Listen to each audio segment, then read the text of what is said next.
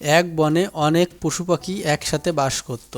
সেই বনে বাস করত একটি লোভী শিয়াল। সেই লোভী শিয়ালটি সব পশু পাখির ডিম খেয়ে নিত। ওই বনে একটি টুনি পাখি বাস করত। তার গাছের পাশেই ছিল একটি টিয়া পাখির বাসা। টুনি ও টিয়া একদিন গল্প করছিল। তখন টুনি হঠাৎ বলে উঠল, জানো টিয়া বোন, আমার না ডিম দেওয়ার সময় হয়েছে। আমার কাল একটা ডিম হবে।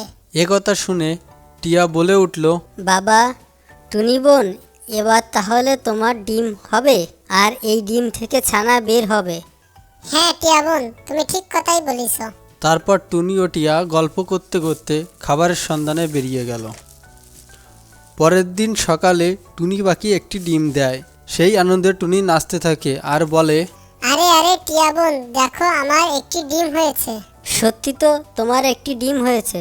জানো টুনি বোন, আমারও একটি ডিম হয়েছে আর এই দিয়ে 3টা হলো। ও তাই নাকি? তোমাকেও অভিনন্দন টিয়া বোন। এ কথা বলে টুনি ও টিয়া পাখি খাবারের সন্ধানে বাসা থেকে বেরিয়ে গেল। তখন টুনি পাখির বাসার নিচ দিয়ে সেই দুষ্টু শিয়ালটি হেঁটে যাচ্ছিল। হঠাৎ শিয়ালটি বলে উঠল, আরে আরে, এটা তো টুনি পাখির বাসা। দেখি তো বাসায় ডিম আছে কি না। এই বলে শিয়ালটি বাসায় গিয়ে দেখল টুনি পাখি একটি ডিম পেড়ে রেখে গেছে। ডিমটি দেখে শিয়াল বলে উঠল, আরে এই টুনির বাসায় ডিম আছে, এখন আমি এই ডিমটি খাবো। শিয়াল ডিম খেতে লাগলো। কিছুক্ষণ পর শিয়াল দেখল পাশের বাসায় আরও 3টি ডিম দেখা যাচ্ছে। তখন শিয়ালটি বলে উঠল, টিয়া পাখির বাসায় তো আরও 3টি ডিম আছে, যাই ওই ডিম কয়টা আমিও খেয়ে আসি। এই বলে শিয়ালটি টুনি পাখির বাসা থেকে নেমে টিয়া পাখির বাসায় গেল এবং টিয়া পাখির ডিমগুলো খেয়ে নিল। ডিম 3টি খেয়ে শিয়ালটি সেখান থেকে চলে গেল। কিছুক্ষণ পর টুনি ও টিয়া বাসায় ফিরে আসে। বাসায় এসে দেখে তাদের ডিমগুলি দুষ্টু শিয়ালটি খেয়ে চলে গেছে। তখন টুনি ও টিয়া অনেক কান্না করতে থাকে। টিয়া টুনিকে বলে উঠল, ওই দুষ্টু শিয়ালটির উচিত শিক্ষা দিতে হবে। এ কথা বলে টিয়া ও টুনির বাসায় মন খারাপ করে বসে থাকে। কিছুদিন পর দুষ্টু শিয়ালটি আবারও টুনি ও টিয়া পাখি ডিম খেতে আসে। এসে দেখে বাসায় একটিও ডিম নেই। তখন বলে, আরে এদের বাসায় তো একটাও ডিম নেই, তাহলে আমি কি খাবো? আসলে ডিম না খেলে আমার অন্য কিছুই ভালো লাগে না।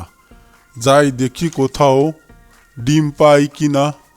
এই বলে শিয়াল বনের দিকে রওনা দিল আরেকটি ডিমের খোঁজে। অনেক দূরে যাওয়ার পর শিয়াল একটি বাসা খুঁজে পেল। ওই বাসাটি ছিল একটি শকুনের। বাসাটি দেখে শিয়াল বলল, আরে এখানে দেখি আরেকটি বাসা, যাই বাসাতে গিয়ে দেখি ডিম আছে কিনা। আরে এই বাসায় দেখি 2টো ডিম আছে, ডিম দুটো অনেক বড় বড়। তাহলে আমি এখান থেকে একটি ডিম খেয়ে নিব, আর একটি ডিম পরের দিন এসে খাবো।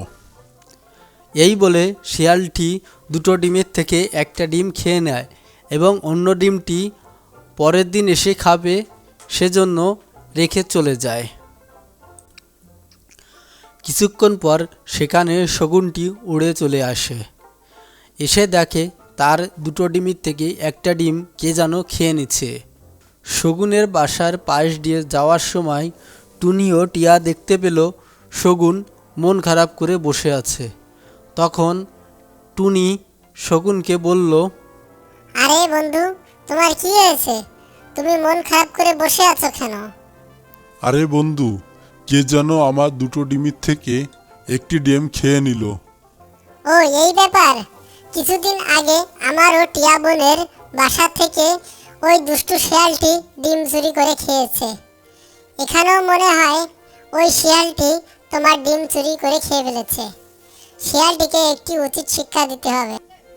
হ্যাঁ, তুমি ঠিক বলেছ, শিয়ালটিকে উচিত শিক্ষা দিতে হবে।